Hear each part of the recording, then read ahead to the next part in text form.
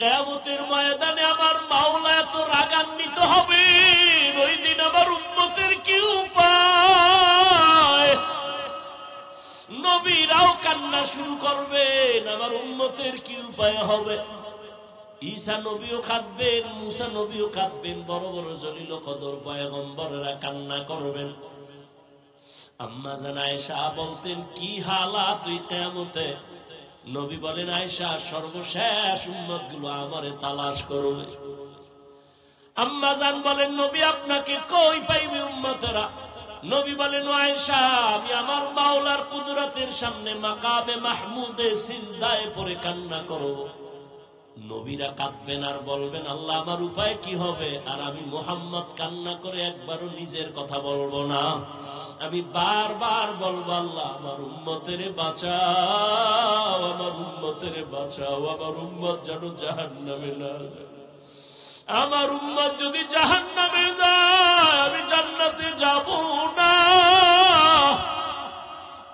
আমার কান্না দেখে আমার আল্লাহ বলবেন, ও নবী কাঁদবেন না, আপনি মাথা উঁচু করেন, উম্মত গুলো ধরে ধরে জান্নাতের দিকে নিয়ে যান। আমি আমার উম্মত গুলো বেছে বেছে জান্নাতের দিকে হাউজে কাউসারের কিনারায় নিয়ে দাঁড় করাবো। আম্মা জান আয়েশা বলেন, ইয়া রাসূলুল্লাহ, কোটি কোটি কোটি মানুষের ভেতরে উম্মতের চিনবেন কি করে? নবী বলেন, ও আয়েশা, আমার উম্মতেরা যারা 5 ওয়াক্ত নামাজ ওযু বানাইয়া আদায় করবে, কিয়ামতের দিন তাদের ওযুর জায়গাগুলো নূরের আলোতে ঝলমল করতে থাকবে। আমি দেখে দেখে আমার উম্মত গুলো হাউজে কাউসারের কিনারায় নিয়া লাইনে দাঁড় করাইয়া আমি নবী নিজের হাতে কাউসারের পানি পেয়ালা ভরে ভরে দিব। আমার উম্মতেরা পানি পান করবে, পিপাসা থাকবে না। আমার উম্মতেরা কাউসারের পানি পান করে করে এভাবে জান্নাতের পথে গিয়া বসবে। এক পর্যায়ে দেখবো আমার উম্মত লাইনে এখনো বাকি, তবে মাঝখানে পর্দা পড়ে গেছে। আমি জিজ্ঞাসা করব, সাহাবায়ে কেরাম, ফেরেশতাকে পর্দা ফালাইলা কেন? উম্মত কি শেষ? বলে, না ফালাইলা কেন? ফেরেশতারা বলবেন, আল্লাহর রাসূল, এই যে উম্মত গুলো বাকি আছে এরা সব ভেজালওয়ালা, আপনার সুন্নতের তারা জবাই করেছে, নিজেও নামাজ পড়ে নাই, কেউ নামাজ পড়তো তাও পছন্দ করে নাই, নিজেও হালাল খায় নাই, যারা হালাল খাইতো তাদেরও পছন্দ করে নাই, নিজেও পাগড়ি পরে নাই, যারা পাগড়ি পরতো তাদেরও পছন্দ করে নাই, নিজেও নামাজ পড়ে নাই, যারা নামাজ আদায় করতো তাদেরও পছন্দ করে নাই, নিজেও জিকির করে নাই, যারা জিকির করতো তাদের পছন্দ করে নাই। মায়ার নবী বলেন, আমি তখন রাগান্বিত হয়ে বলবো, সোহকান সোহকা, বেগ বেগে যাও উম্মত, আমি তোমাদের নবী না, তোমরা আমার উম্মত না, দাবি করি না। ওই সময় আবু বকর কাঁদেন, ইয়া রাসূলুল্লাহ, হাসরের ময়দানে যদি নবী তাড়ায় দেয়, আমার আল্লাহ গায়বী আওয়াজ দিবে, জাহান্নামের ফেরেশতারা এই নাফরমান গুলোরে ধর, জাহান্নামের হ্যান্ডকাপ লাগায় দাও। জাহান্নামের হ্যান্ডকাপ লাগায় টেনে টেনে জাহান্নামের দিকে নিয়ে যাবে। ওয়াসিকাল্লাযীনা কাফারু ইলা জাহান্নামা যুমারা হাত্তা ইযা জাউহা ফুতিহাত আবওয়াবুহা ওয়া ক্বাল, জাহান্নামের আগুনের গরমে চামড়াগুলো খসে খসে পড়ে যাবে। ও আল্লাহর বান্দারা, ও যুবক, স্কুলে পড়ো, কলেজে পড়ো, চাকরি করো, বাধা নাই, ব্যবসা করো, বাধা নাই, তুমি ওখানে থাইকা নবীর আদর্শের মালা গলায় লাগাও। মা বাবার দোয়া নিয়া, শিক্ষকের দোয়া নিয়া, উলামায়ে কেরামের দোয়া নিয়া চলো, নামাজ পড়ো আর আল্লাহর কাছে গুনাহ থেকে তওবা করো। ونشهد أن لا إله إلا الله وحده لا شريك له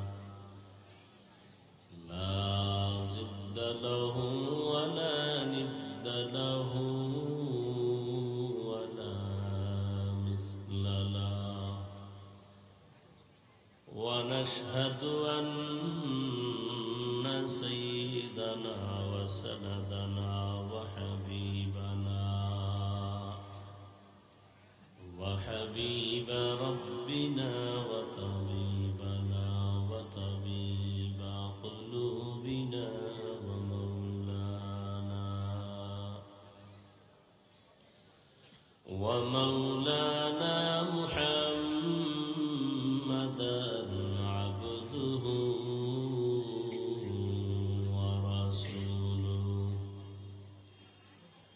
ورسله بالحق بشيرا ونذيرا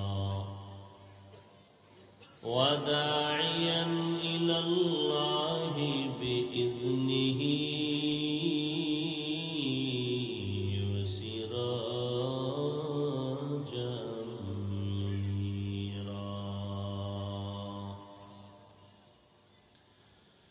اللهم صل على محمد النبي الأمي وعلى آله وسلم تسليما.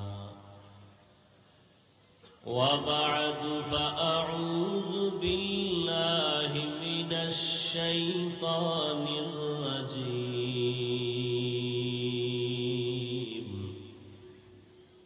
بسم الله الرحمن الرحيم. وأما من خاف مقام ربه ونهى النفس عن الهوى فإن الجنة هي المأوى. وقال النبي صلى الله عليه وآله وسلم: ألا كلكم راعين كلكم مسؤول عن رعيته، أو كما قال النبي عليه الصلاة والسلام. صدق الله مولانا العظيم وصدق رسوله النبي الأمي الكريم. ونحن على ذلك من الشاهدين والشاكرين والذاكرين، والحمد لله رب العالمين. سبحانك لا علم لنا إلا ما علمتنا إنك أنت العليم الحكيم. رب اشرح لي صدري ويسر لي أمري واحلل عقدة من لساني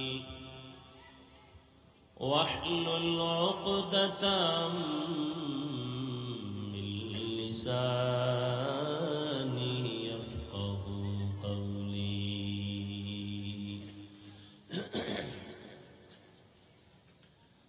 نگاہ مومن سے تو بدل جاتی ہے تقدیر،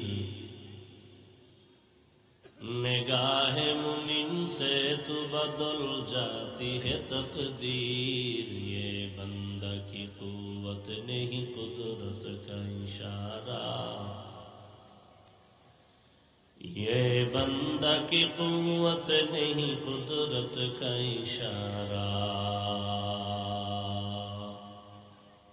اے مرد خیرت ترک معاصی کی ضرورت، اے مرد خیرت ترک معاصی کی ضرورت. اب صحبت صالح کی سوا کوئی نہیں چارہ، اب صحبت صالح کی سوا کوئی نہیں چارہ. مردود ہے پیچھے ہمیں خبر نہیں لیکن، مردود ہے پیچھے ہمیں خبر نہیں لیکن. ایک وقت میں ہلاک جو اعمال ہے سارا، ایک وقت میں ہلاک جو اعمال ہے سارا.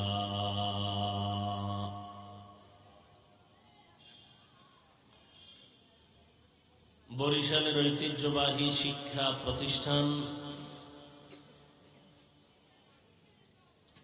জামিয়া ইসলামিয়া মাহমুদিয়া কর্তৃক আয়োজিত বার্ষিক 3 দিনব্যাপী মাহফিলের আজ প্রথম দিন। উপস্থিত মুহতারাম সম্মানিত সভাপতি হযরত উলামায়ে কেরাম, অত্র অঞ্চলের বিভিন্ন স্থান থেকে আগত আল্লাহ পাকের আশিকিন, জাকিরিন, শাকিরিন, মুহিব্বিন, মুরব্বিয়ান এজাম, কলিজার টুকরা আমার সমবয়সী যুবক বন্ধুগণ, স্নেহের ছোট ভাই, পর্দার আড়ালে মাইকের আওয়াজ শ্রবণরতা সম্মানিত মা ও বোনেরা, আল্লাহ পাকের দরবারে শুকর যে আল্লাহ রাব্বুল আলামিন আমাদেরকে সুস্থ রেখেছেন এবং পৃথিবীর শ্রেষ্ঠ মজলিস উলামায়ে আহলে হকের মজলিস, গুনাহ মাফের মজলিস, তওবা কবুলের মজলিসে আমাদেরকে কবুল করেছেন। নিয়ামতের শুকর আদায়ার্থে ঈমানের আওয়াজকে উঁচু করে এক আওয়াজে উচ্চ কণ্ঠে সকলেই পড়ি আলহামদুলিল্লাহ। দরুদ ও সালাম সাইয়্যিদুল মুরসালিন রাহমাতুল লিল আলামিন, শফিউল মুজনিবিন, খাতামুন নবিয়্যিন, সৈয়দুস সাকালাইন, ইমামুল মুরসালিন, শফিয়ে আযম, রাসূল আকরাম, রহমতে আলম, নবিয়ুল আরব আল আজম, হাবিবে কিবরিয়া, আশরাফুল আম্বিয়া, সৈয়দুল আম্বিয়া, শফিয়ে মাহশর, সাকিয়ে কৌসর, আকায়ে নামদার, মদিনা কা তাজদার, আফতাবে নবুয়ত, ফখরে মওজুদাত, সৈয়দুল মখলুকাত হযরত মুহাম্মদুর রাসূলুল্লাহ সাল্লাল্লাহু আলাইহি ওয়া আলিহি ওয়াসাল্লামের উপর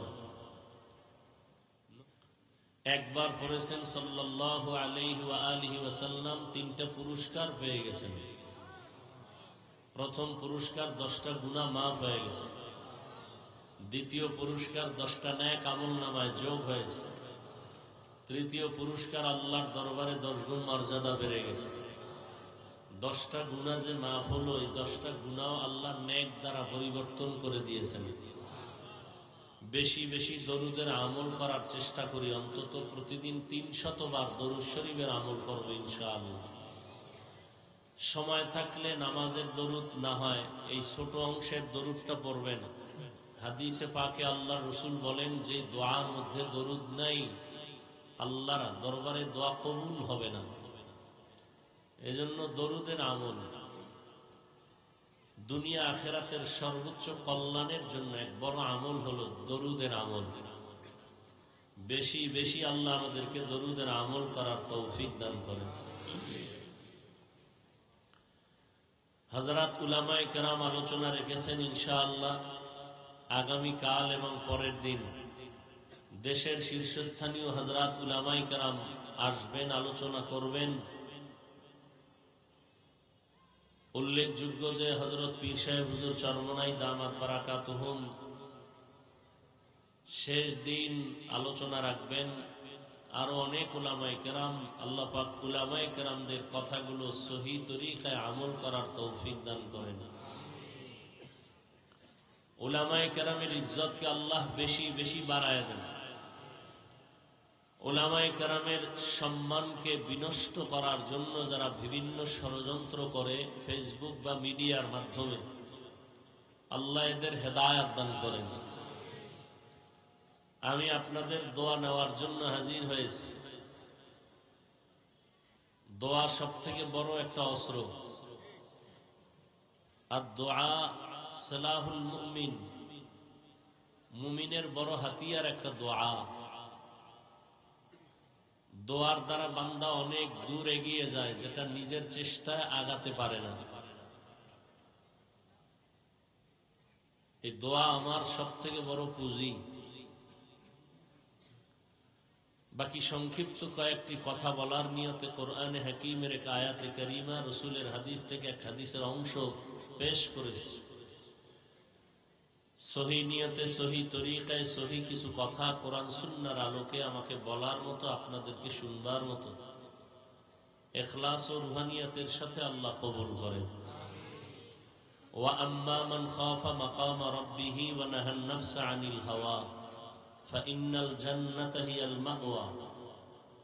আল্লাহ বলেন, হে রাসূল উম্মতকে বলে দেন যে আমার আদালতে দাঁড়াইয়া হিসাব দেওয়ার ভয়ে নিজেকে দুনিয়াতে গুনাহ থেকে বাঁচাবে, আমি আল্লাহ তাকে বিনা হিসাবে জান্নাত দিব। নবীজি বলেন, আলা সাবধান হে উম্মত, কুল্লুকুম রাঈন, তোমরা প্রত্যেকেই দায়িত্বশীল, অকুল্লুকুম মাসউলুন আন রাঈয়াতিহি, প্রত্যেকেই দায়িত্বের কারণে আল্লাহর আদালতে জবাবদিহিতার কাঠগড়ায় দাঁড়াতে হবে, বিচারের সম্মুখীন হতে হবে। নবীজির হাদিস শুনে সাহাবাদের মধ্য থেকে কেউ বললেন, হে আল্লাহর রাসূল, দায়িত্বশীল কে কার উপর? নবীজি বললেন, অধীনস্থদের যিনি গার্ডিয়ান কর্তা হবেন সে অধীনস্থদের দায়িত্বশীল। আর একজন সাহাবী বললেন, অধীনস্থদের দায়িত্বশীল হবে, আমার অধীনেও কেউ নাই, আমিও কারো অধীনে নাই, আমি একা, আমার কি দায়িত্ব? নবীজি বললেন, আপনি আপনার অঙ্গ প্রত্যঙ্গের দায়িত্বশীল। প্রত্যেক সন্তান পিতামাতার অধীন, সন্তানের জন্য মা বাবা দায়িত্বশীল। স্ত্রী স্বামীর অধীন, প্রত্যেক স্বামী স্ত্রীর দায়িত্বশীল। মসজিদের ইমাম ও খতিব মুসল্লিদের দায়িত্বশীল। ওয়ার্ডের মেম্বার ওয়ার্ডের মানুষের দায়িত্বশীল, চেয়ারম্যান ইউনিয়নের দায়িত্বশীল, মাদ্রাসা বা প্রতিষ্ঠানের ছাত্রদের জন্য শিক্ষক দায়িত্বশীল, দেশবাসীর জন্য সরকার প্রধান দায়িত্বশীল, গোটা উম্মতে মুহাম্মদীর জন্য উলামায়ে আহলে হক দায়িত্বশীল। আল্লাহর আদালতে দায়িত্বের কারণে জবাবদিহিতার কাঠগড়ায় দাঁড়াতে হবে।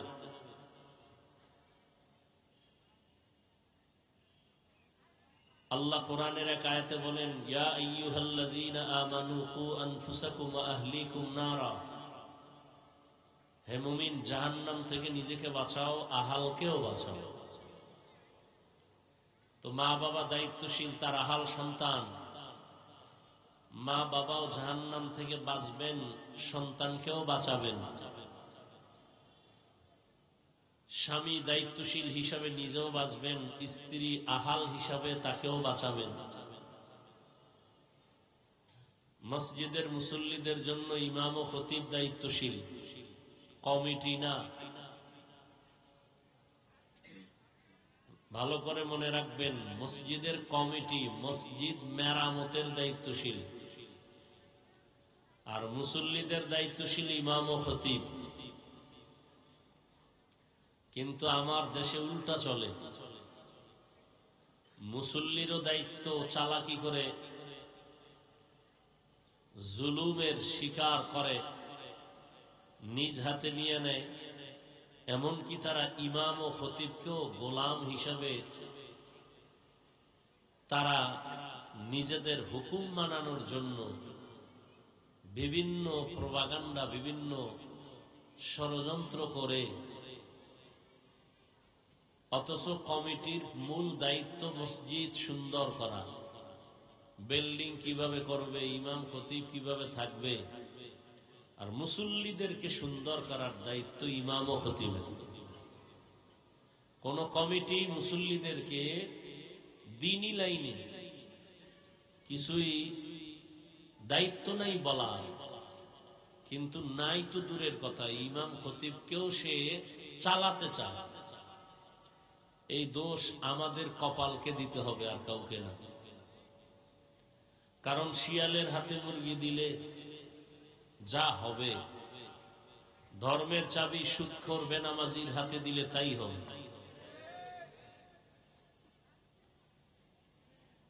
আল্লাহ সব ভাইকে হেদায়াত দান করুন। কিয়ামতের দিন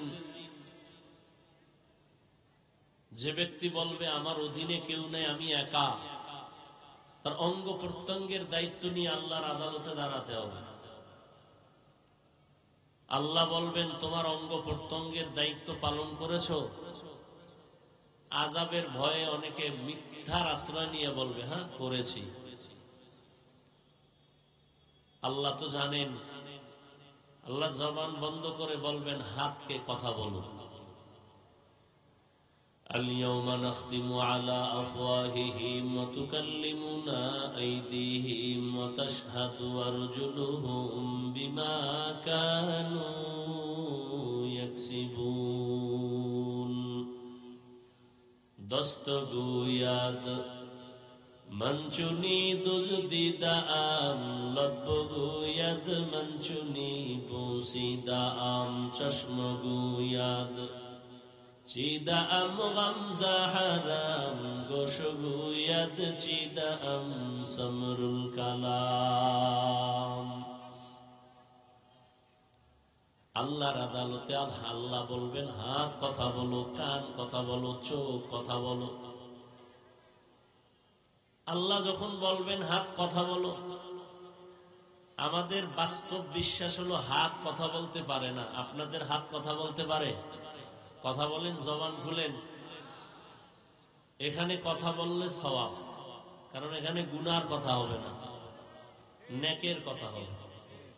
আমরা যেখানে জরুরি সেখানে কথা বলতে চাই না, যেখানে কথার প্রয়োজন নাই সেখানে শুধু শুধু কথা বলি। মসজিদে কথা বলা নিষেধ, এন বেশি কথা বলি, তা আসতে না জোরে বলে। চিন্তা করে বাধা দিবে কে? বাধা দেওয়ার কেউ নেই। যে বাধা দিবে সে আমার অধীন, আমি কর্তা, আমি গার্ডিয়ান। তো বাস্তব হলো হাত কথা বলতে পারে। আল্লাহ যদি কুদরতের ক্ষমতা দেন পারবে, এই বিশ্বাসটা অন্তরে রাখতে হবে। সংক্ষেপ কথা এমন, পৃথিবীর বিবেক যেটাকে বলে হবে না, অসম্ভব, আল্লাহর কুদরত বলে সেটা সম্ভব। দুনিয়ার মানুষ বলে বিবেক দিয়ে এটা হবে না, অসম্ভব। আমার আল্লাহর কুদরত বলেন সেটা কি? মরা গাছে কথা বলতে পারে না, এটাই সত্য। তো আল্লাহর কুদরতে দুধের বাচ্চা কথা বলতে পারে না, এটাই সত্য। আল্লাহর কুদরতে পারে। এই বিশ্বাস অন্তরে রাখলে তাহলে আশা করা যায় আউলিয়ায়ে কেরামদের কারামত নিয়ে কোনো কিলোকাল করার সুযোগ থাকবে না। অনেকে আউলিয়ায়ে কেরামের কারামতকে মানে না। ইখতিলাফের শেষ নাই, ধর্ম নিয়ে বাড়াবাড়ি, আর হলো ধর্ম নিয়ে সারাসারি। আল্লাহ সব ভাইকে সহি বুঝ দান করেন। পাথর কথা বলতে পারে না, আল্লাহর কুদরতে পারে। মরা খেজুর গাছ নবীজির সাথে কথা বলেছেন। পাথর নবীর কথায় কালিমায় শাহাদাত করেছে। এটা অলৌকিক একটা পাওয়া, আল্লাহ দেন, বান্দার এখানে কোনো হাত নাই। আল্লাহ মাঝে মাঝে অসম্ভবকে সম্ভব করায় দেখান, কখনো ডাইরেক্ট, কখনো ইনডাইরেক্ট, কখনো সরাসরি, কখনো কোনো মাধ্যমে।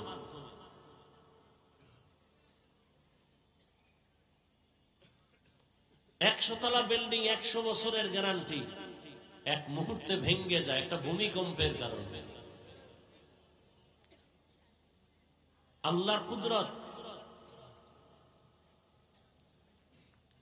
আবার কোন আল্লাহর কুদরতি অস্বাভাবিক কিছু ক্ষমতা আল্লাহ পাক তার প্রিয় বান্দাদের দ্বারা দেখান।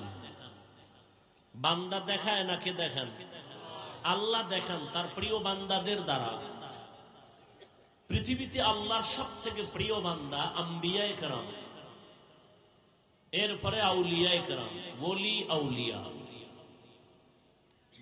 আম্বিয়ায়ে কেরামের দ্বারা অলৌকিক কিছু যদি ঘটে যায় আল্লাহ দেখান, এর নাম মুআজিজা।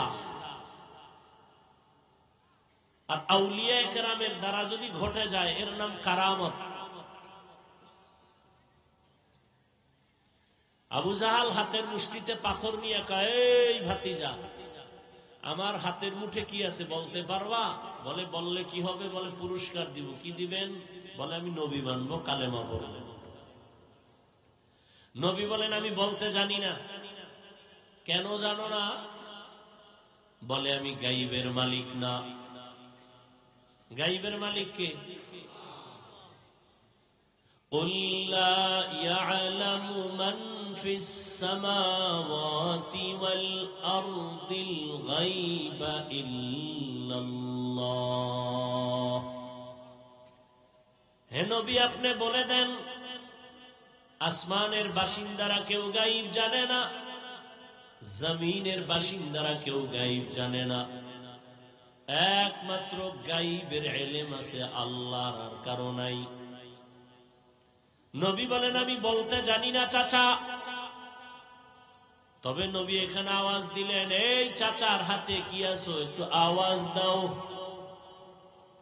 সাথে সাথে আবু জাহালের হাতের পাথরগুলো কালিমা পড়া শুরু করলো। আরো আস্তে করে বললেন।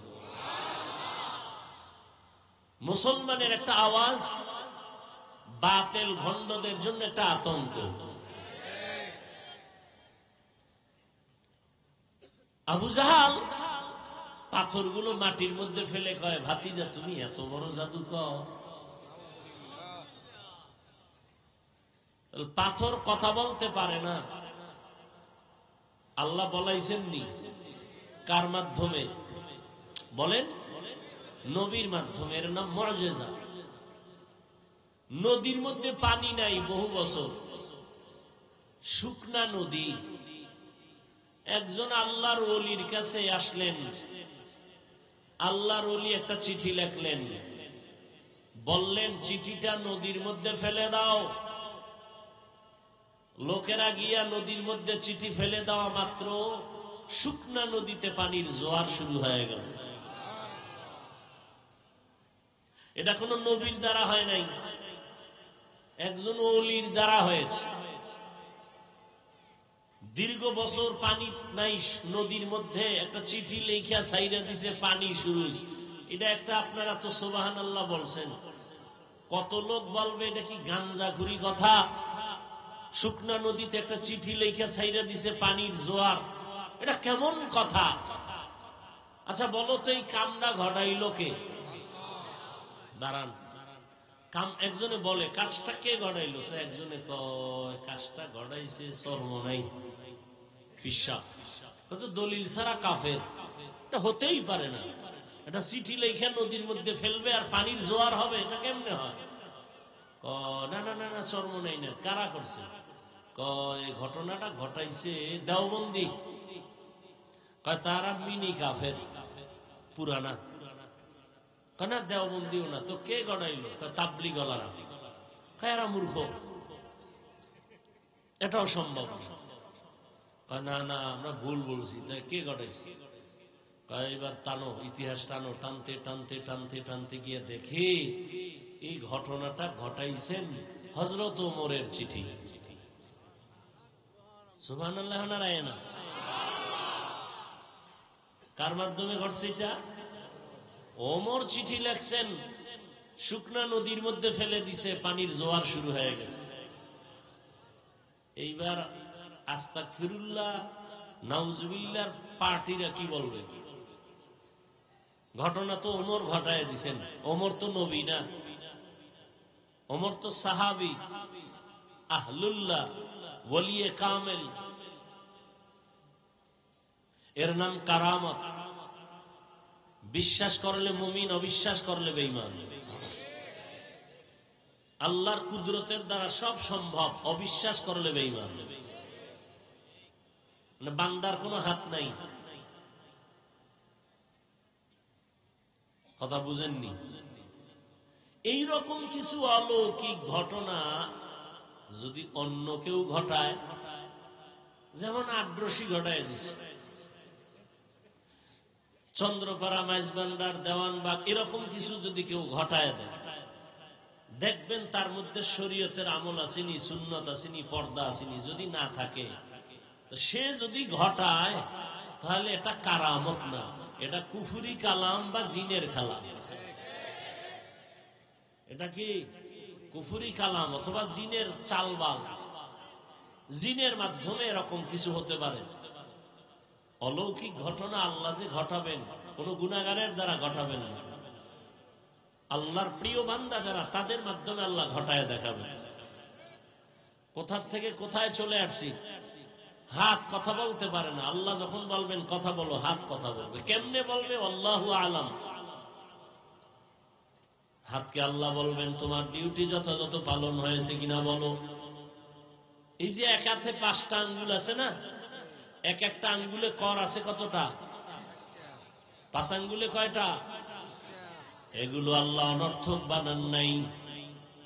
ও বান্দা, 5 বেলার নামাজ আদায় করিয়া ফরজের পরে ডান হাতের আঙ্গুলের কর গুলো গুনে গুনে তুমি 33 বার আলহামদুলিল্লাহ পড়ো, 33 বার সুবহানাল্লাহ পড়ো, 34 বার তুমি আল্লাহু আকবারের তাসবিহ পড়ো।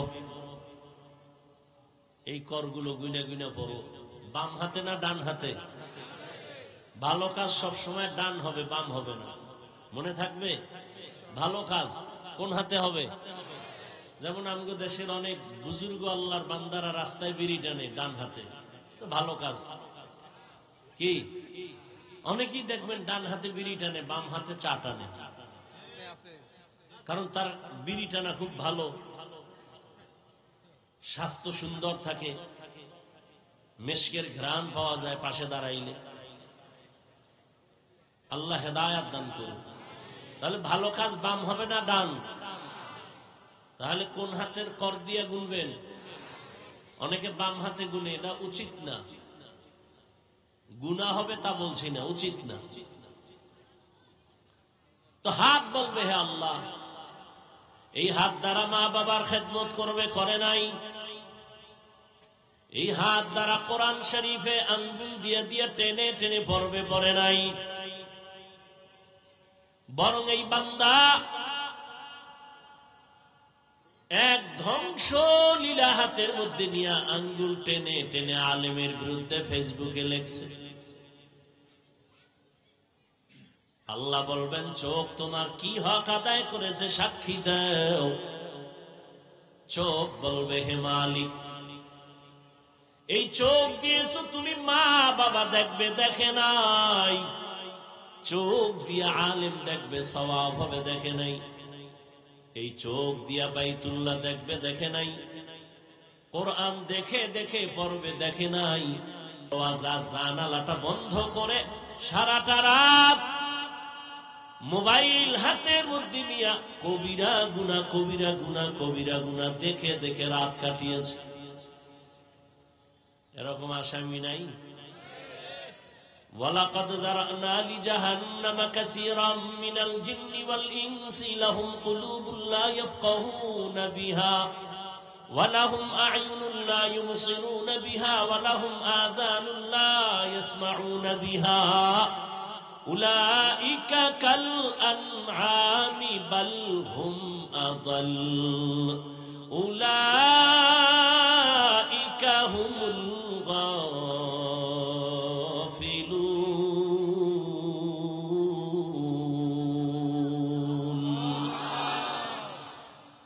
আল্লাহ তাআলা 9 পারা সূরা আরাফে বলেন অধিকাংশ মানুষ জাহান্নামে যাবে, কারণ আমি তাদেরকে ভাবার মতো কলব দিছি, ভাবে না।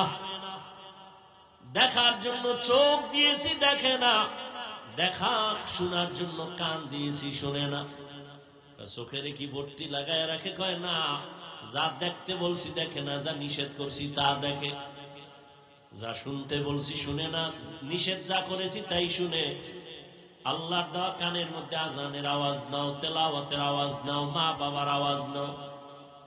বান্দা সব বন্ধ করে অল টাইম কানের মধ্যে গানের তার লাগায় গান শুনতে শুনতে ঘুমায় গেছে। এরে যুবক, সারাটা রাত মোবাইলের গুনাহ দেখে দেখে চেহারাটা নষ্ট করেছো। যেই চেহারাটা 40 বছর পর্যন্ত কোনদিন নষ্ট হবে না, উজ্জ্বলতা যাবে না, মাত্র 25 থেকে 30 বছর পর্যন্ত বয়সে তোমার চেহারা নষ্ট হয়ে গেছে। কয়েল জ্বলে, কয়েল মনে হয়, গন্ধ আসে কেন?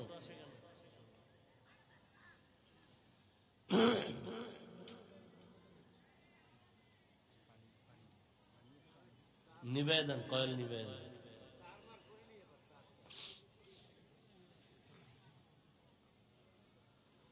এরে আমার আল্লাহর বান্দা,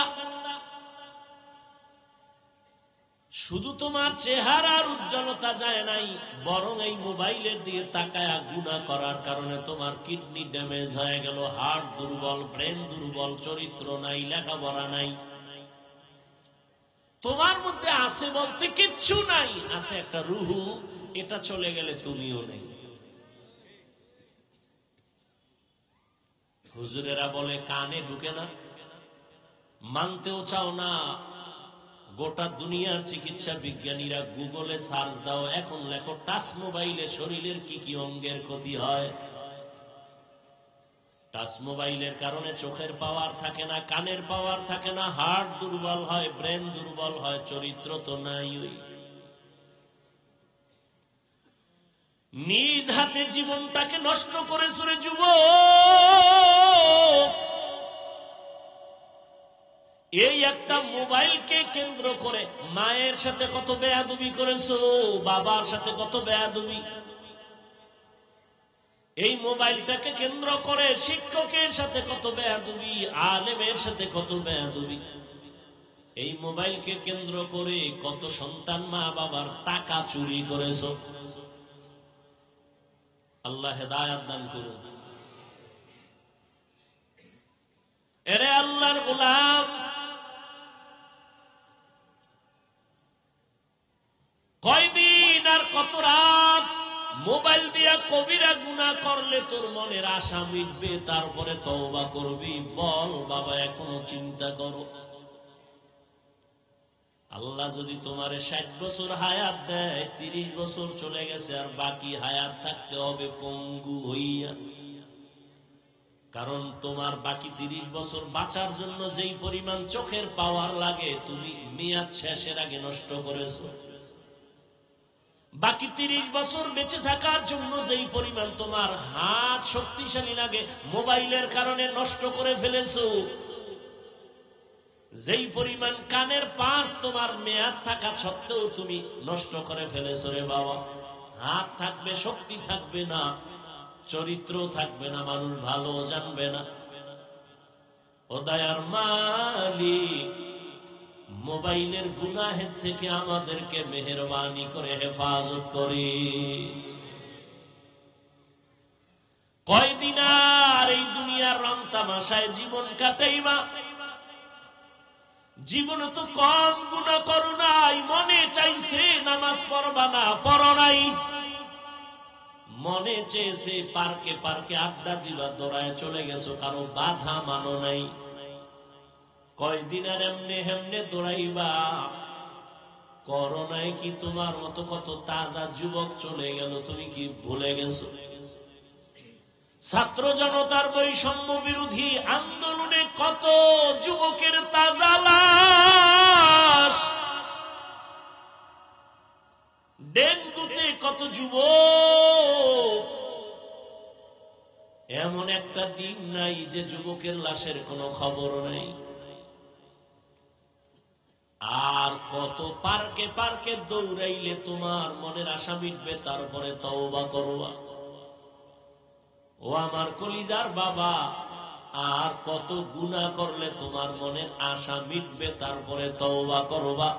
এবং এটাও ভাবো, হায়াতের আর বাকি আছে কতদিন।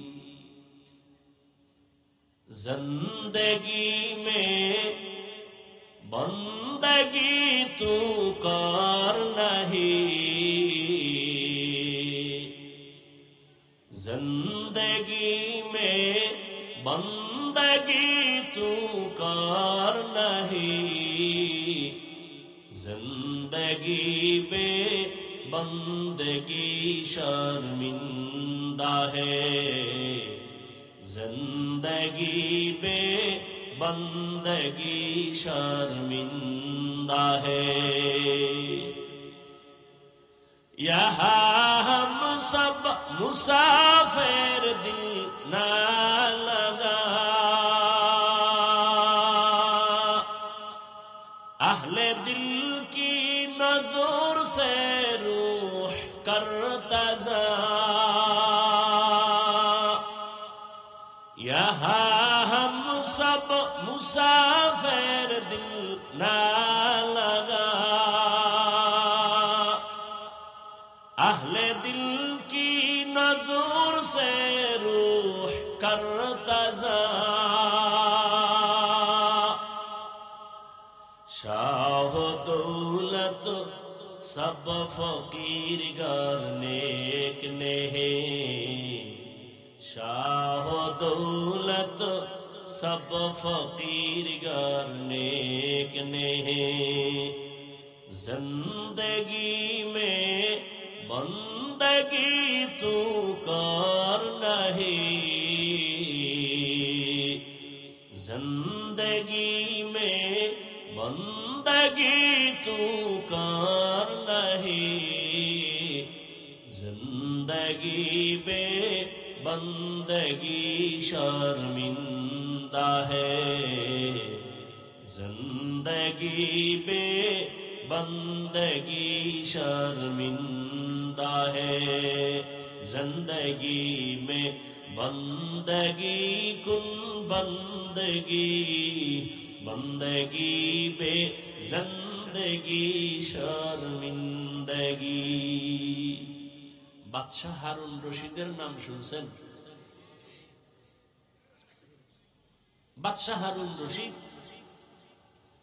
একদিন তার রাজপ্রাসাদে ওলামাদের একটা কাফেলা জমা করলেন দাওয়াত মেহমানদারির জন্য। উঠা বসা করলে আমি দোয়া করে দেব। তো উলামাদের কাফেলা বাদশাহ হারুন রশিদের রাজপ্রাসাদে হাজির। বাদশাহ হারুন রশিদ একদিকে রাষ্ট্রপ্রধান, অন্যদিকে আল্লাহর প্রিয় একজন ওলিয়ে কামেল। রাষ্ট্রপ্রধান তো তিনিই হবেন যে জনগণের ইমামতিও করবে, মসজিদে আবার জুমার খুতবা দেওয়ার অধিকার রাখবে। আর আমগো অবস্থা, জনগণের প্রতিনিধি ইমামতি করবে দূরের কথা, সালাম দিতে পারে না। সালাম দেয় সালামালাইকুম, স্টাইল সালামালাইকুম, মানে তোর উপরে আল্লাহর গজব। হে ঘুরে খেও আলাইকুম, তোর উপরে আরো আগে।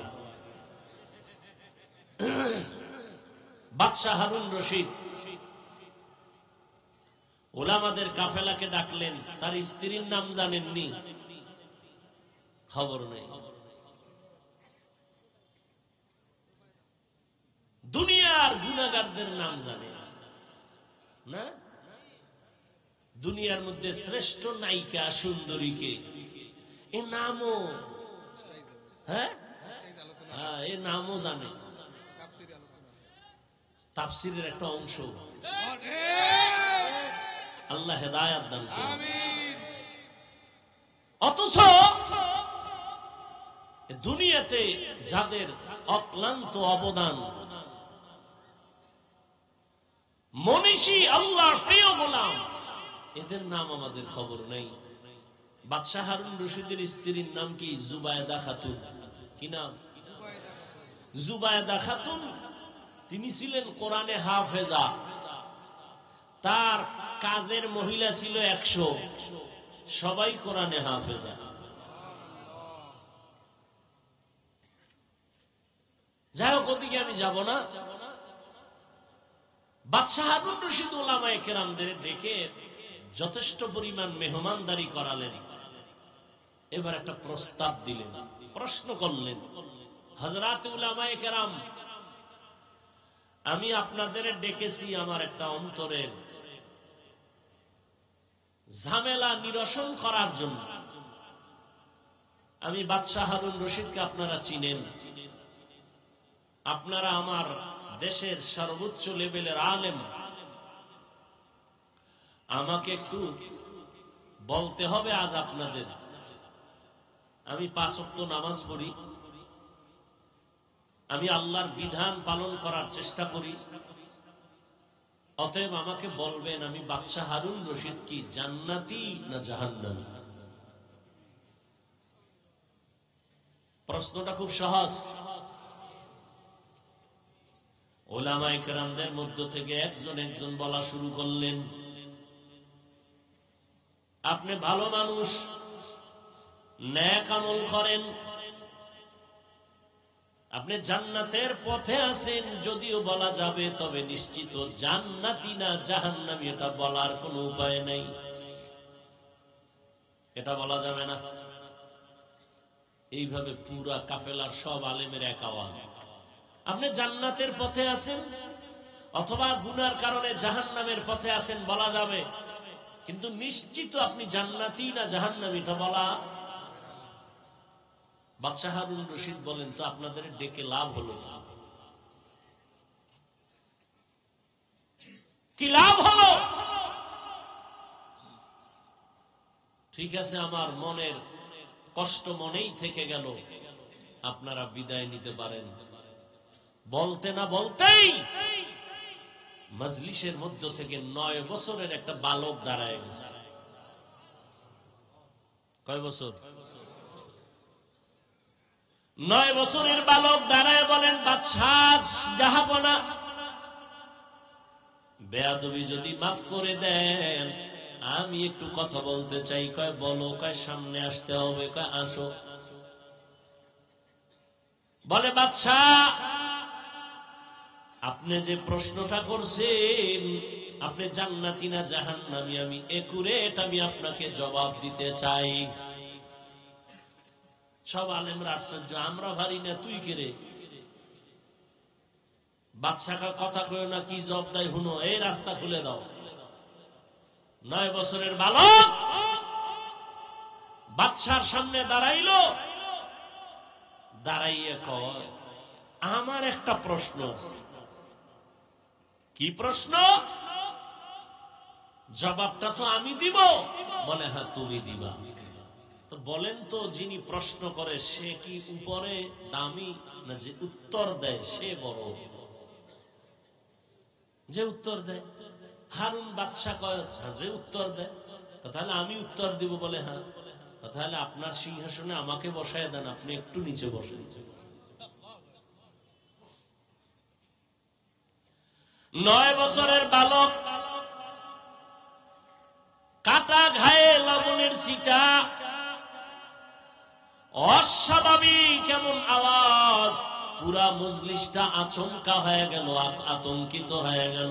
এই 9 বছরের বালক, আমরা এত আলেম ওলামারা ব্যর্থ হয়ে গেলাম। এই বালক কি জবাব দেয় একটু শুনি। কিন্তু প্রথমেই তো তাক লাগায় দিল। এত বড় বাদশাহ, তার নিচে নামানোর জন্য অর্ডার দিল। বাদশাহ হারুন রশিদ অহংকারী না, বিনয়ী বাদশাহ, আল্লাহর প্রিয় আমলওয়ালা বাদশাহ। 9 বছরের বালক এ কথা যখন বলছে, দ্রুত বলে, ওজির, বাচ্চাটারে আমার সিংহাসনে বসাও, আমাকে নিচে বসার বিছানা দাও।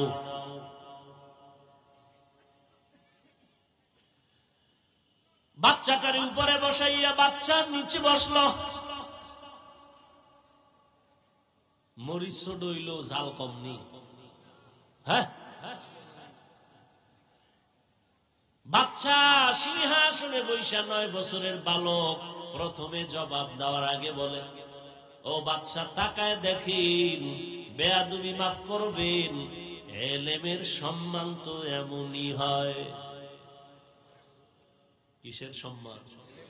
এলমেরা এজাজু করদন বেহিসাব, এলমেরা এজাজু করদন বেহিসাব, খলকেরা দাদন জবাবে বাসওয়াব, হক না দারদ দোস্তে খলকা জারেরা, মিস্তে ই খসলত একে দিনদারেরা। বাচ্চা ডাক দিয়া বলল, 9 বছরের বালক, ইলমের সম্মান তো এমনই হয়।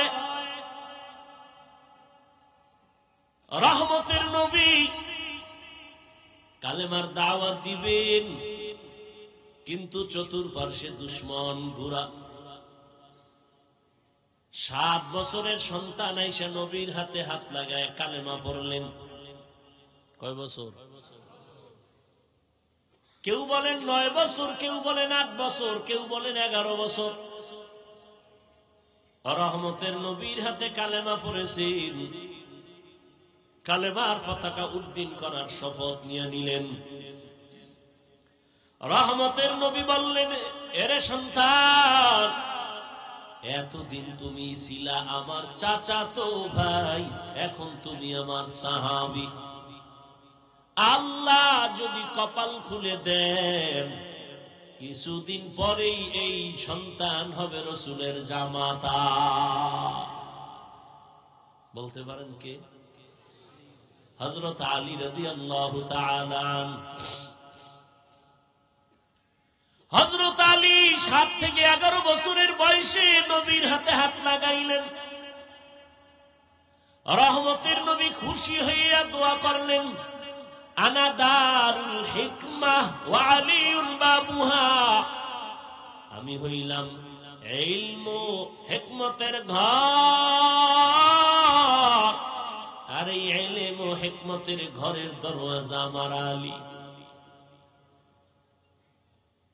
ইলমের সম্মান পাওয়ার এত বেশি, হযরত আলী আল্লাহর শুকর আদায় করেন। রাজিনা কিসমাতাল জাব্বার ফিনা লানা ইলমুন ওয়ালিল আদাই মালু ফাইন্নাল মা লা ইয়াফনি আন করিবিন ওয়া ইন্নাল ইলমা বাকিন লা ইয়াজালু।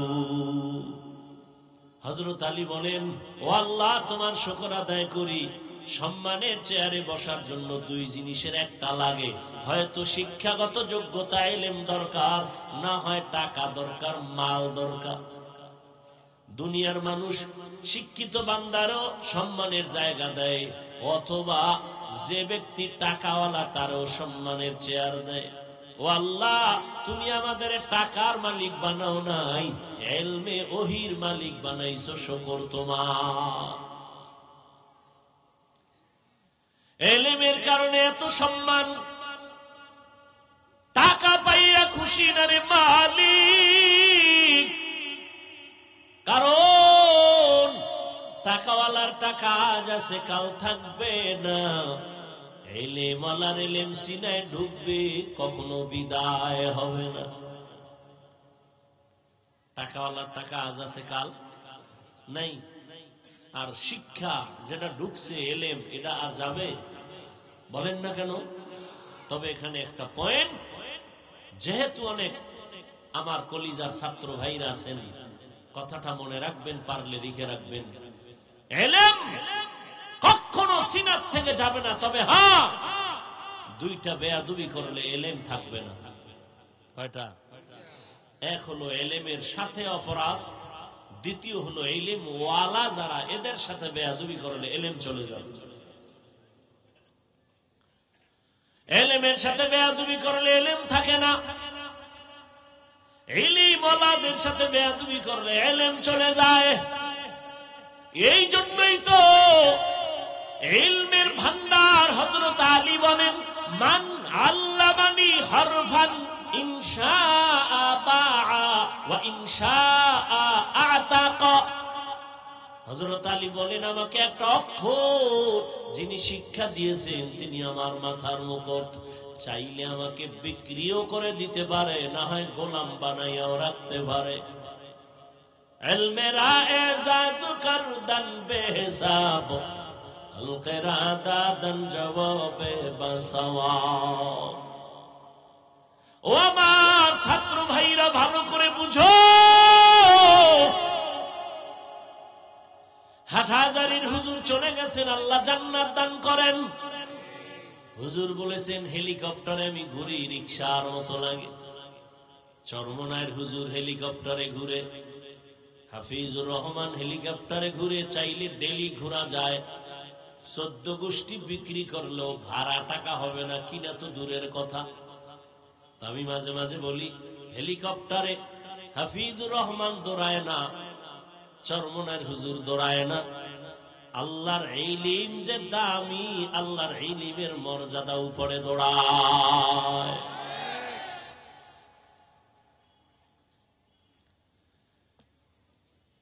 ও আমার ছাত্র ভাই, ভালো করে শুনো, এলেম কিন্তু 2 লাইনের এলেম আছে। একটা হলো ইলমে শয়তানি, আর একটা হলো ইলমে রহমানি। শয়তানি ইলম যখন আসবে, তোমার অহংকার বাড়বে, কিবির বাড়বে, হাসাদ বাড়বে, আমি ভাব ক্রমান্বয়ে তোমার ইলম তোমাকে বেয়াদব বানায় দিবে। এই জন্যই তো জগতের শ্রেষ্ঠ ইলমওয়ালা রহমতের নবী বারবার দোয়া করতেন, আল্লাহুম্মা ইন্নী আসআলুকা ইলমান নাফিআ। ও আল্লাহ, এমন ইলম আমারে দাও যে ইলমের দ্বারা আমার উপকার হবে, উম্মতের উপকার হবে। ওই ইলম তো রহমানি না, যেই ইলম আমাকে বিনয়ী করতে পারে না, এই ইলম তো ইলমে নাফি না।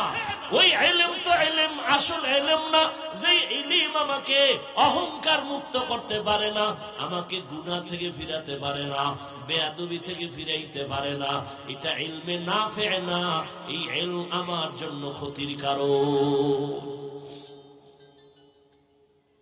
এই জন্য আল্লাহর কাছে নবী, যার কোনো গুনাহ নাই, সে রহমতের নবী, ইলমে নাফি কামনা করেন আল্লাহর থেকে। আল্লাহ হেদায়েত দান করুন। তো ওই 9 বছরের বালক কোথায়? সিংহাসনে বয়া কয়, ইলমের সম্মান তো এমনই হয়। কেমন? আমি 9 বছরের বালক সিংহাসনে, সারা দুনিয়া মাতানো সিংহাসনের ব্যক্তি নিচে বসা। এইবার কয়, আপনার প্রশ্নটা আবার করেন। বাদশা হারুন রশিদকে আমার প্রশ্ন, আমি নামাজ পড়ি, রোজা রাখি, পর্দা করার চেষ্টা করি, বালক তুমি বলো, আমি জান্নাতি নাকি জাহান্নামী? 9 বছরের বালক বলে, আপনি একটু বলবেননি আপনার জীবনে এমন কোন ঘটনা হয়েছে কিনা, যেই ঘটনা বড় মারাত্মক, আপনি চাইলে একা একা অনেক গুনাহ করতে পারতেন, একা কেউ দেখতো না, চাইলে জিনা করতে পারতেন, কিন্তু আল্লাহর আযাবের ভয় আপনি গুনাহ করেন নাই। বাদশা হারুন রশিদকে একটা নি বহু হয়েছে, চাইলেই গুনাহ করতে পারতাম, কিন্তু আমি আল্লাহর আদালতে হিসাব দেওয়ার ভয়ে আমি গুনাহ করি নাই। 9 বছরের বালক বলে, নিশ্চিত আপনি জান্নাতি। বাদশা হারুন রশিদ সে তার আগে আলেমরা দাঁড়ায় গেছে, কই পেয়েছো তুমি 9 বছরের বালক? নিশ্চিত জান্নাতি বলার কোন দলিল তোমার কাছে? বলে, সব থেকে পৃথিবীর শ্রেষ্ঠ দলিল কোরআন শরীফ। দলিল না, আমি দলিল দিচ্ছি। আল্লাহর জমিনে শ্রেষ্ঠ দলিল কোরআন। বাদশা হারুন রশিদ যে নিশ্চিত জান্নাতি, তার দলিল নাও। ওয়া আম্মা মান খাফা মাকামা রাব্বিহি ওয়া নাহান নাফসা আনিল হাওয়া ফাইন্নাল জান্নাতা হিয়াল মাওয়া। হর কে দারত খৌফ হক দর দিল মদাম জান্নাতুল মাওয়া দেহত উরা মাকাম। আল্লাহ ওয়াদা করেছেন যে আমার আদালতে দাঁড়াইয়া হিসাব দেওয়ার ভয়, নিজে গুনাহ থেকে নিজেকে বাঁচাবে। ফাইন্নাল জান্নাতা, নিশ্চয়ই তার জন্য জান্নাত হলো শান্তির ঠিকানা। আতিনা ফি দারে দুনিয়া না হাসান افتنا في دار عقبانا حسن يا غياث المستغيثين اهدنا الافتخار بالعلوم والغنى আল্লাহর আদালতে দাঁড়াইয়া হিসাব দেওয়ার ভয় যতদিন পর্যন্ত বান্দার অন্তরে আসবে না ততদিন পর্যন্ত নবীও যদি বয়ান করে কালেমা মুখে আসে না। যেই নবীর চেহারার দিকে একটা নজর দিলে পেটের ক্ষুধা থাকে না, কেমন মায়ার নবী! যেই মায়ার নবীর চেহারা এত সুন্দর, একটা নজর দিলে যেই নবীর মোহাব্বতে জাহান্নামের আগুন হারাম। আম্মা জান আয়েশা রাদিয়াল্লাহু তাআলা আনহা বলেন, আমি একদিন সন্ধ্যাবেলা রাতের আঁধারে সুই নিয়া সুতা নিয়া সেলাইয়ের কাজ করতেছি, হঠাৎ বাতি নিভে গেল, তেল নাই, হাতের থেকে সুইটা পড়ে গেল, অন্ধকার। আমি বসে থাকলাম। এশার নামাজের পরে আমার ঘরে, আমার রুমের মধ্যে সূর্য উদিত হলো, রহমতের নবী, মায়ার নবী যখন আমার হুজরায় তাশরিফ এনেছেন, রহমতের নবীর চেহারা মোবারকের আলোতে আমি খুঁটির গোড়ায় চিকন সুইটা খুঁজে পেয়েছি। ওগো নবীর উম্মতেরা,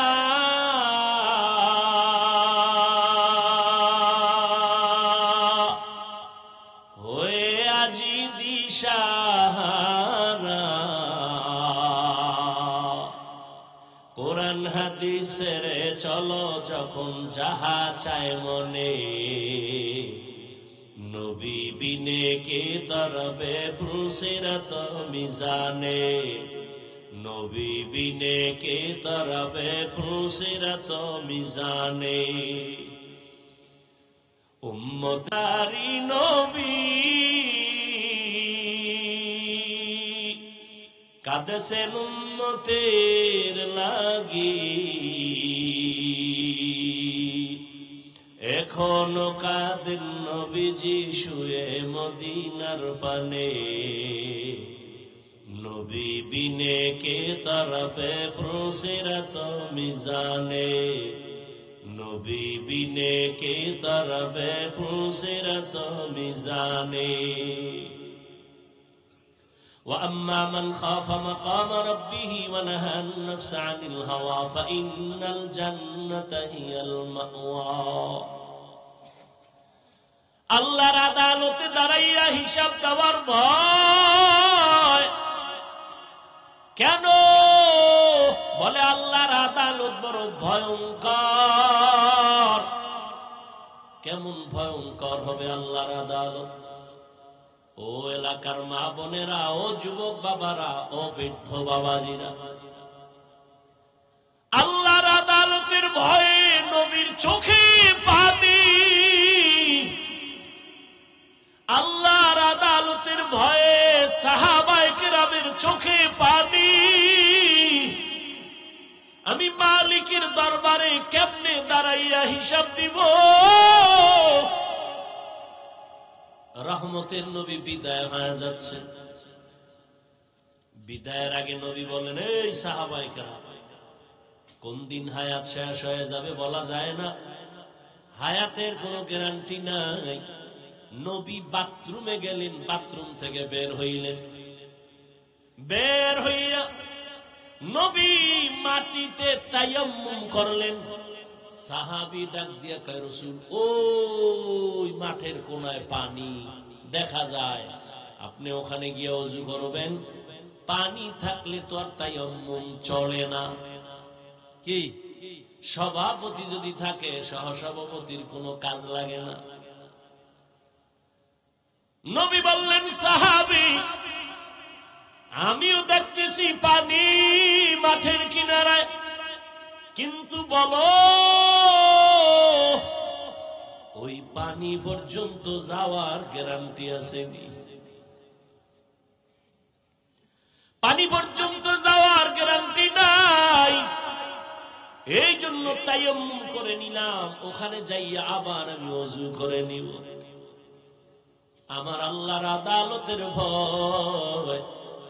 নবী বললেন, ও সাহাবায়ে কেরাম, কোন দিন চলে যাব বলা যায় না। আমার কাছে কোনো কারো হক যদি পাওনা থাকে তাড়াতাড়ি আদায় করে নাও। আমার ছাত্রদেরকে যদি বলি, বাবারা আমার কাছে যদি কিছু পাওনা থাকো নিয়ে নাও, তো 2, 4, 5, 10 টাকা থাকলে এটা কেউ চাইবে? নবী বললেন, কারো হক থাকলে নাও, আসামির কাঠগড়ায় দাঁড়ানো যেন না লাগে। সাহাবায়ে কেরাম চুপ হয়ে গেলেন। নবী কি বলে এগুলো? লজ্জার কথা।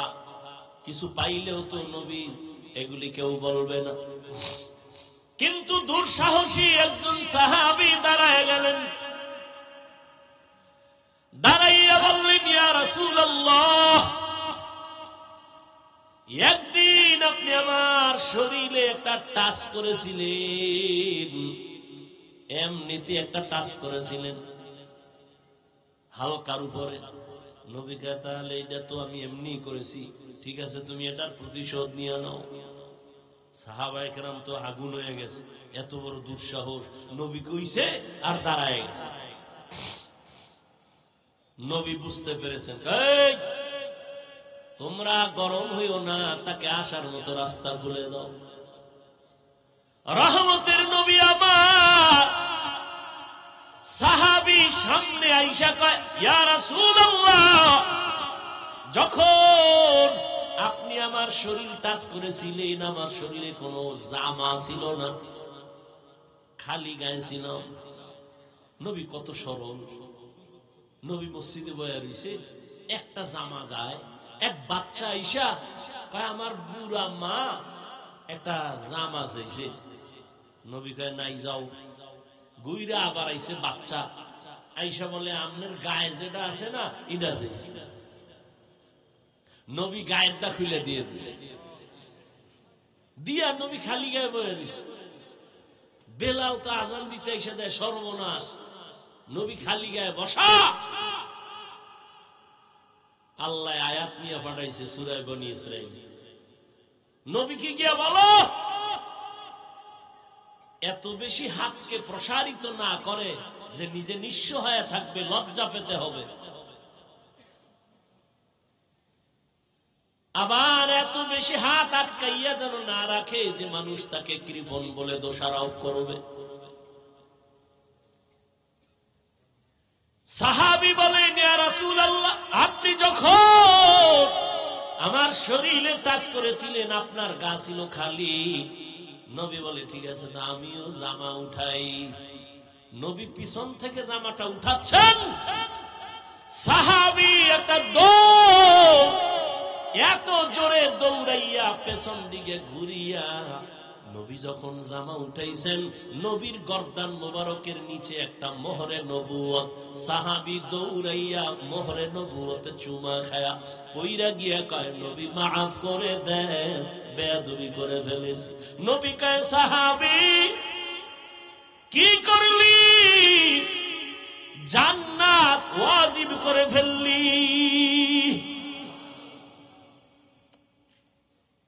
জান্নাত ওয়াজিব করে ফেলেছো, মোহরে নবুয়তে চুমো দিয়েছো। রহমতের নবী আমার, তার হাতে গড়া সাহাবী আবু বকর। নবী নাই, খেলাফতের দায়িত্বে আবু বকর বসে আছেন। আল্লাহর আযাবের ভয়, আদালতে হিসাবের ভয়। নবী বলেন, আমার হুজরার পাশেই তো মসজিদে নববী। আমি এশার নামাজ পড়ে ঘুমাই, আমার চোখ বন্ধ, আমার অন্তর ঘুমায় না। রাতের গভীরে হঠাৎ আমার কানে আওয়াজ আসছে, কে জানো মসজিদের ভেতরে কাঁদে রাতের আঁধারে গভীরে। আমি ঘুম ভেঙ্গে গেল, আমি উইঠা নিচে নামলাম, বের হইয়া দেখলাম এই গভীর রাতে মসজিদের মধ্যে কেন কান্নার আওয়াজ, কে কোন বিপদে আছে। আমি তাকাইয়া দেখি জান্নাতের 1 নম্বর সাহাবী আবু বকর নামাজে দাঁড়ায় কাঁদতেছে। নামাজ শেষ, আমি জিজ্ঞাসা করলাম, আবু বকর গভীর রাতে আপনি নামাজে দাঁড়ায় কেন কাঁদেন? আবু বকর বলেন, ইয়া রাসূলুল্লাহ, আল্লাহর আদালতে দাঁড়াইয়া হিসাব দেওয়ার ভয় আমি নামাজে কান্না করেছি। অথচ তার আমল কত সুন্দর, ইখলাস কত সুন্দর, তেলাওয়াত কত সুন্দর, নামাজ কত সুন্দর, তাকওয়া কত সুন্দর। এরপরেও যদি তারা কান্না করে, তাদের তুলনায় তো আমাদের কোনো নামাজ নাই, কোনো ইখলাস নাই, তাকওয়া নাই, আমল নাই, ঈমানও নাই, কিছুই নাই তাদের হিসাবে। আমাদের তো গলায় রশি লাগায় কান্না করা দরকার, অথচ আমাদের চোখে পানি নাই, কেউ কান্না করলে তাও দেখতে পারি না। বড় দুঃখ। খেলাফতে আবু বকর আছেন, রাষ্ট্র পরিচালনা করেন। বিবি সাহেব একদিন বললেন, ও খলিফাতুল মুসলিমিন, আমার মিষ্টি খাইতে মনে চায়। দেখেন আল্লাহর ভয়ে চান্দাবাজার ধান্দাবাজেরা দেশটারে নাপাক করে ফেলেছ। চান্দাবাজি আর ধান্দাবাজি করে এদের থেকে উলামায়ে কেরাম হাতে নিতে হবে এই রাজনীতির ময়দানকে পবিত্র করার জন্য। কারণ নাপাক মানুষের দিমাগ দিয়া কোনোদিন নাপাক পবিত্র জমিনকে পাক করা যায় না, অপবিত্র জমিনকে পাক করা যায় না। এখানে পবিত্র মেধা লাগবে, আল্লাহর ভয় লাগবে। আর আপনারা নাক টেনে ঘুমান দেশ স্বাধীন। দেশ স্বাধীন হলে চট্টগ্রামে আইনজীবীর গলায় ছুরি চালায় কারা? কিসের স্বাধীন? মুসলমান স্বাধীন বলে নাক টেনে ঘুমাবে ওই দিন যেদিন ইসলামের স্বাধীন হবে। মুসলমান তো নিশ্চিন্তে স্বাধীন বলে ঘুমাবে সেদিন এদেশের জমিনে কোরআনের বয়ান করবে উলামায়ে কেরাম, সুদখোর বেনামাজির থেকে অনুমতি লাগবে না যেদিন। এদেশের মানুষ দিব্যি আরামে ঘুমাবে নিশ্চিন্তে সেদিন এদেশের মসজিদ আর মাদ্রাসার কমিটিতে সুদখোর বেনামাজি থাকবে না যেদিন। তুমি এখানে স্বাধীন স্বাধীন বলো, আর ঢাকার শহরে মহিলারা সাংবাদিক সম্মেলন করে আর বলে আমাকে দেহ ব্যবসার অধিকার আবার ফেরত চাই। কাফনের কাপড় নিয়ে রেডি থাকো, আবার যুদ্ধ হবে, আবার ডাক আসবে, আবার আন্দোলন হবে জালেমের বিরুদ্ধে। মুসলমানের আন্দোলন একবার না বারবার? মুসলমান জীবন একবার দেয় না, বারবার দেয় জালেমের বিরুদ্ধে। আল্লাহ সবাইকে হেদায়েত দান করুন। কার পিছনে ঘুরো? কার পিছনে ঘুরে দাড়ি কেটেছো? কার পেছনে ঘুরে নামাজ ছেড়েছো? সে তোমার আপন বন্ধু না। স্বার্থে আঘাত লাগলে সদস্য দল থেকে সদস্য পদের নাম কাটবে না, কল্লা কেটে ফেলবে। আল্লাহ হেদায়েত দান করুন। মানুষের ব্রেনকে আইওয়াশ করে রাখছে। ধর্ম আর রাজনীতি আলাদা। রাসূল রাষ্ট্র চালান নাই, আলাদা কেন? সুলাইমান নবী গোটা দুনিয়া চালাইছেন, চালান নাই? ইউসুফ নবী মিশরের অর্থমন্ত্রী ছিলেন, ছিলেন না? এ ঘটনা কোরআনে নাই। কেন বলেন ইসলামে রাজনীতি নাই, কোরআনে রাজনীতি নাই? হ্যাঁ, আপনার চান্দাবাজি আর ধান্দাবাজি ইসলামে নাই। ইসলামে কি আছে? মালিক যেই প্লেটে খাবে গোলাম একই প্লেটে খাবে। ইসলাম কি বলে? কর্মচারী কাজ করবে, ঘাম ঝরার আগে বেতন দিয়ে দাও। আবু বকর রাষ্ট্র পরিচালনা করেন, বিবি বলে মিষ্টি খাইতে মনে চায়। আবু বকর বলেন, ও বিবি ক্ষমা করে দাও, মিষ্টি খাওয়ানোর মতো আমার কাছে টাকা নেই। পুরো রাষ্ট্র চালায়। বিবি চুপ হয়ে গেছেন। কিছুদিন পর আবু বকর সিদ্দিক রাদিয়াল্লাহু তাআলা আনহুর স্ত্রী কিছু টাকা হাতে দিয়া বললেন, ও খলিফাতুল মুসলিমিন, আপনার কাছে টাকা নাই বলেছেন, আমি আলাদা কিছু টাকা দিয়েছি, এ দিয়ে মিষ্টি এনে দেন। আবু বকর কয়, এই টাকা পাইছো কই? আমনে কইবেন নি বউ টাকা দিলে কই পাইছো? আমনে কইবেন এটি জিজ্ঞানোর দরকার নেই, চুরি করে আইনে দিল শকর হাজার বার। বলবেন তোমাকে ধন্যবাদ, মাঝে মাঝে আরো আইনো, চুরি করে হলো আনবা, কোনো তোমার টেনশন নাই। আর আবু বকর বলে, ওই বিবি, এই যে টাকা তুমি দিয়েছো কোথায় পেয়েছো? আল্লাহর ভয় কাকে বলে দেখেন। বিবি বলে, আপনি যে মাসে মাসে বেতন নেন না, ওই বেতনের টাকা থেকে আমি কিছু ধরে ধরে এটা জমাইছি। আবু বকর কি বলে, তাহলে তো বুঝলাম আমার বেতনের অংশ থেকে এই টাকাগুলো না হলেও সংসার চলে, তো আগামী মাস থেকে আমি এই টাকা কমায় নেব বেতন থেকে। এর নাম তাকওয়া, এর নাম আল্লাহর ভয়। হর কে দারত খৌফে হকদার দিল মাদারম, জান্নাতুল মাওয়া দেহদ উরা মাকাম। আবু বকর জান্নাতের সার্টিফিকেট পাইছেন। নবী বলেন, জান্নাতের সার্টিফিকেট পাইয়া আবার কাঁদেন কেন? আবু বকর বলেন, ইয়া রাসূলুল্লাহ, আপনি তো হাসরের কঠিন বয়ান করেছেন।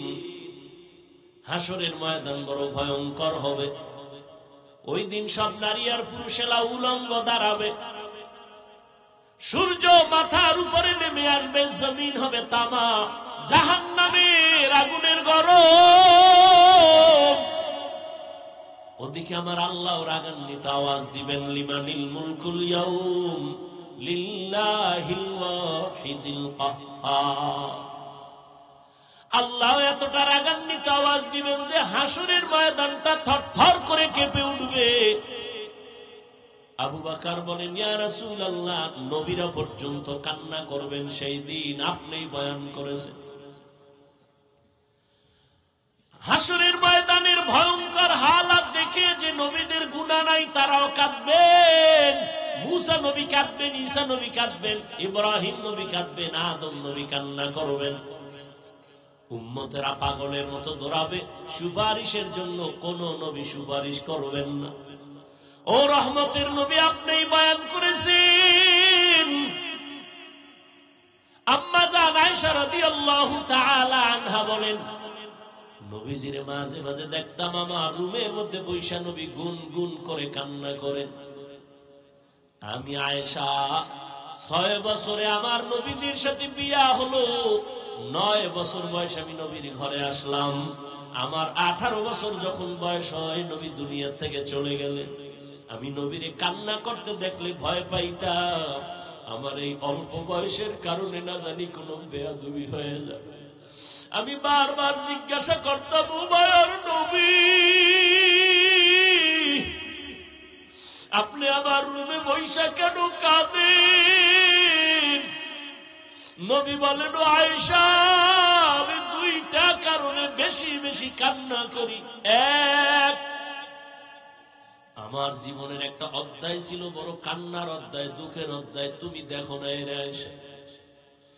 আমার মক্কার মানুষ আমার আরামে ঘুমাইতে দেয় নাই, আমার চতুর্দিক থেকে আক্রমণ, আমার শরীরের মধ্যে পাথর মেরে রক্ত ঝরাইছে, আমার হাঁটার পথে কাটা দিত। ওই সময় আমার ওই কঠিন দুঃখের সময় আমার আপন একজন সহধর্মিণী ছিল খাদিজা। ওই খাদিজার কথা যখন আমার মনে পড়ে, চোখের পানি ধরে রাখতে পারি না রে আয়েশা। খাদিজার কথা মনে পড়লে চোখের পানি চলে আসে। আর হাসরের মাঠের কথা যখন মনে হয়, আমি চোখের পানি ধরে রাখতে পারি। কিয়ামতের ময়দানে আমার মাওলা এত রাগান্বিত হবে, ওই দিন আমার উম্মতের কি উপায়? নবীরাও কান্না শুরু করবেন, আমার উম্মতের কি উপায় হবে? ঈসা নবীও কাঁদবেন, মুসা নবীও কাঁদবেন, বড় বড় জলিল কদর পয়গম্বরেরা কান্না করবেন। আম্মা জান আয়েশা বলতেন, কি হালাত ওই কিয়ামতে? নবী বলেন, আয়েশা, সর্বশেষ উম্মতগুলো আমারে তালাশ করবে। আম্মা জান বলেন, নবী আপনাকে কই পাইবে উম্মতেরা? নবী বলেন, আয়েশা, আমি আমার মাওলার কুদরতের সামনে মাকামে মাহমুদে সিজদায় পড়ে কান্না করব। নবীরা কাঁদবেন আর বলবেন, আল্লাহ আমার উপায় কি হবে? আর আমি মুহাম্মদ কান্না করে একবারও নিজের কথা বলবো না, আমি বারবার বলবো, আল্লাহ আমার উম্মতের বাঁচাও, আমার উম্মতের বাঁচাও, আমার উম্মত যেন জাহান্নামে না যায়। আমার উম্মত যদি জাহান্নামে যায় আমি জান্নাতে যাব না। আমার কান্না দেখে আমার আল্লাহ বলবেন, ও নবী কাঁদবেন না, আপনি মাথা উঁচু করেন, উম্মত গুলো ধরে ধরে জান্নাতের দিকে নিয়ে যান। আমি আমার উম্মত গুলো বেছে বেছে জান্নাতের দিকে হাউজে কাউসারের কিনারায় নিয়ে দাঁড় করাবো। আম্মা জান আয়েশা বলেন, ইয়া রাসূলুল্লাহ, কোটি কোটি কোটি মানুষের ভেতরে উম্মতের চিনবেন কি করে? নবী বলেন, ও আয়েশা, আমার উম্মতেরা যারা 5 ওয়াক্ত নামাজ ওযু বানাইয়া আদায় করবে, কিয়ামতের দিন তাদের ওযুর জায়গাগুলো নূরের আলোতে ঝলমল করতে থাকবে। আমি দেখে দেখে আমার উম্মত গুলো হাউজে কাউসারের কিনারায় নিয়া লাইনে দাঁড় করাইয়া আমি নবী নিজের হাতে কাউসারের পানি পেয়ালা ভরে ভরে দিব। আমার উম্মতেরা পানি পান করবে, পিপাসা থাকবে না। আমার উম্মতেরা কাউসারের পানি পান করে করে এভাবে জান্নাতের পথে গিয়া বসবে। এক পর্যায়ে দেখবো আমার উম্মত লাইনে এখনো বাকি, তবে মাঝখানে পর্দা পড়ে গেছে। আমি জিজ্ঞাসা করব, সাহাবায়ে কেরাম, ফেরেশতাকে পর্দা ফালাইলা কেন? উম্মত কি শেষ? বলে না, ফালাইলা কেন? ফেরেশতারা বলবেন, আল্লাহর রাসূল, এই যে উম্মত গুলো বাকি আছে এরা সব ভেজালওয়ালা, আপনার সুন্নতের তারা জবাই করেছে, নিজেও নামাজ পড়ে নাই, কেউ নামাজ পড়তো তাও পছন্দ করে নাই, নিজেও হালাল খায় নাই, যারা হালাল খাইতো তাদেরও পছন্দ করে নাই, নিজেও পাগড়ি পরে নাই, যারা পাগড়ি পরতো তাদেরও পছন্দ করে নাই, নিজেও নামাজ পড়ে নাই, যারা নামাজ আদায় করতো তাদেরও পছন্দ করে নাই, নিজেও জিকির করে নাই, যারা জিকির করতো তাদের পছন্দ করে নাই। মায়ার নবী বলেন, আমি তখন রাগান্বিত হয়ে বলবো, সোহকান সোহকা, বেগ বেগে যাও উম্মত, আমি তোমাদের নবী না, তোমরা আমার উম্মত না, দাবি করি না। ওই সময় আবু বকর কাঁদেন, ইয়া রাসূলুল্লাহ, হাসরের ময়দানে যদি নবী তাড়ায় দেয়, আমার আল্লাহ গায়বী আওয়াজ দিবে, জাহান্নামের ফেরেশতারা এই নাফরমান গুলোরে ধর, জাহান্নামের হ্যান্ডকাপ লাগায় দাও। জাহান্নামের হ্যান্ডকাপ লাগায় টেনে টেনে জাহান্নামের দিকে নিয়ে যাবে। ওয়াসিকাল্লাযীনা কাফারু ইলা জাহান্নামা যুমারা হাত্তা ইযা জাউহা ফুতিহাত আবওয়াবুহা ওয়া ক্বাল, জাহান্নামের আগুনের গরমে চামড়াগুলো খসে খসে পড়ে যাবে। ও আল্লাহর বান্দারা, ও যুবক, স্কুলে পড়ো, কলেজে পড়ো, চাকরি করো, বাধা নাই, ব্যবসা করো, বাধা নাই, তুমি ওখানে থাইকা নবীর আদর্শের মালা গলায় লাগাও। মা বাবার দোয়া নিয়া, শিক্ষকের দোয়া নিয়া, উলামায়ে কেরামের দোয়া নিয়া চলো, নামাজ পড়ো আর আল্লাহর কাছে গুনাহ থেকে তওবা করো। তুমি যদি গুনাহমুক্ত হয় নামাজ পড়ো, চাকরিও যাবে না, ব্যবসাও যাবে না, লেখাপড়াও যাবে না। তোমার মতো কত যুবক স্কুল কলেজে পড়ে, নামাজ পড়ে, দাড়িওয়ালা, অভাব নাই, তুমি কেন পারবা না? তোমার মতো কত আল্লাহর বান্দা জেনারেল লাইনে থাকে, গাড়ি চালায়, নামাজ ছাড়ে না, তুমি কেন পারবা না? তোমার মতো কত গোলাম চাকরি করে, RAB, army, police, BDR, OC, DC, SP, doctor, professor, engineer, বলো তুমি কেন নামাজ পড়তে পারবা না? এখনো সময় আছে, তওবা করে নাও। ও পর্দার আড়ালের আম্মা জানেরা, আপনাদের জীবনটা তুই যে ধন্য, আপনারা নবীদের মায়ের মতো দামি মা, আপনারা সাহাবায়ে কেরামদের মায়ের মতোই তো দামি মা, আপনাদের এত মর্যাদা আল্লাহ দান করেছেন। আপনারা তো হাফেজ আলেমের মায়ের মতো মা, আপনারা তো ইসমাইল নবীর মা হাজেরা আলাইহিস সালামের মতো দামি নারী, আপনারা তো ঈসা নবীর মা মারিয়াম আলাইহিস সালামের মতো বড় দামি নারী। আপনারা তো বেঈমান আল্লাহর দুশমন ফেরাউনের স্ত্রী আসিয়ার মতো দামি। আসিয়া এই ফেরাউনের ঘরে থাকিয়া আল্লাহর পেয়ারা বান্দি হয়ে কবরে চলে গেছেন। রহমতের নবী বলেন, কিয়ামতের ময়দানে আমার সাথে আসিয়ার সাথে জান্নাতে বিবাহের ব্যবস্থা হয়ে যাবে। ও পর্দার আড়ালের মা, আপনার মতো কত মা এখনো আছে মোবাইলে চরিত্র বিক্রি করে না, স্বামীর মাল খেয়ানত করে না, 5 ওয়াক্ত নামাজ পড়ে বেপরদায় চলে না, সন্তানগুলো আদর্শওয়ালা বানানোর মেহনত করে। এরে আম্মা জানেরা, আপনারা যদি চেষ্টা করতেন, স্বামীর মাল হেফাজত করতেন, আল্লাহর কাছে নামাজ পড়ে দোয়া করতেন, আর বলতেন স্বামী আমার নামাজ পড়ো আর হালাল ভাবে কামাই করো, হারাম টাকা খেয়ে আমাদের রক্ত নাপাক করতে চাই না, সন্তানের রক্ত নাপাক করব না, আপনি যদি চেষ্টা করতেন ইনশাআল্লাহ আপনার স্বামী দিনের পথে চলে আসতো, আদর্শ সন্তান দুনিয়াতে রেখে যাইতেন। ডাক্তার হইয়াও সন্তান কোরআন তেলাওয়াত করে মায়ের জন্য দোয়া করতে ভুলতো না। এখনো সময় আছে, তওবা করেন।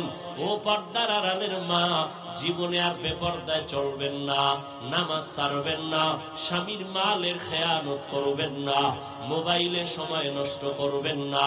ও আমার কলিজার যুবক, এখনো সময় আছে, তওবা করে নাও। আল্লাহর আযাবের ভয় অন্তরে জমা করো। জীবনে আর কোনোদিন দাড়ি কাটবা না, নামাজ ছাড়বা না, বেপরদায় চলবা না। মা বাবার নেক দোয়া নিয়া বেয়াদবির থেকে বেঁচে থাকবা, শিক্ষকের দোয়া নিয়ে চলবা, উলামায়ে কেরামের দোয়া নিয়ে চলবা, নবীর তরিকা মেনে চলবা। তওবা করার মতো যদি কারো অন্তর তৈরি হয়, মুনাফিকি যদি অন্তরে না থাকে, দুর্বলতা না থাকে, তওবার নিয়ত যাদের অন্তরে আছে, দুটো হাত আল্লাহকে দেখাইয়া দাও। আয় আল্লাহ, আমাদের হাতগুলো কবুল করে নেন, তওবা কবুল করে নেন, তওবার উপরে মজবুত হইয়া চলার মতো তৌফিক দান করেন, আমিন। আলহামদুলিল্লাহি রাব্বিল আলামিন, والصلاة والسلام على سيد الأنبياء والمرسلين وعلى آله وأصحابه أجمعين.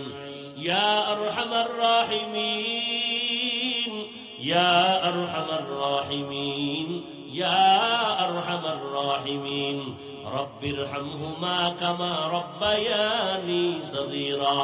اللهم إنك عفو كريم تحب العفو فاعف عنا. اللهم إنا نسألك رضاك والجنة ونعوذ بك من سخطك والنار. اللهم إنا نعوذ بك من البرص والجنون والجذام وسيء الأسقام. وديار মালিক, গুনাহের বোঝা নিয়ে আপনার দরওয়াজায় হাত তুলেছি। কত উলামায়ে কেরাম, কত মুরব্বী হাজী সাহেব, কত ছাত্র ভাই, যুবক বাবারা, পর্দার আড়ালের কত মা বোনেরা, কত ব্যবসায়ী চাকরিজীবীরা গুনাহের বোঝা নিয়ে হাজির, তওবার নিয়তে হাত তুললাম। আয় আল্লাহ, মনে হয় যেন জীবনের গুনার কারণে এই ময়দানে আমার মতো অপরাধী কেউ নাই।